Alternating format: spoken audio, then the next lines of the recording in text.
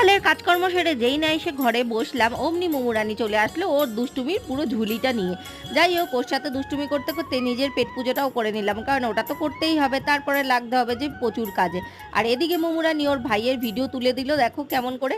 আর তারপর কাজকর্ম সেরে আমি বেরিয়ে পড়লাম আমার একটা বিশেষ কাজের উদ্দেশ্যে। বাইরে বেরিয়ে দেখলাম আকাশটা বেশ পরিষ্কার, বেশ ঝলমলে একটা দিন।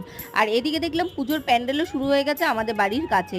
আর স্টেশনে আসতে আসতেই প্রচণ্ড ভিড় অনুভব করলাম, আর এত ভিড়ের মধ্যে ট্রেনটা যে তাড়াতাড়ি দিয়ে দিয়েছে তার সেটাই ভালো লাগলো। তারপর কিছুটা যেতেই দেখলাম যে এইদিকে এত সুন্দর আকাশটা পুরো মেঘলা মেঘলা, আর আমাদের ওদিকে দেখো কত রোদ্দুর ছিল তোমাদের দেখালাম। তারপরে সেদিন যেহেতু 22শে শ্রাবণ ছিল, সেদিন দেখলাম যেখানে গেছি সেখানে একটা সুন্দর রবীন্দ্রনাথের অনুষ্ঠান হচ্ছিল।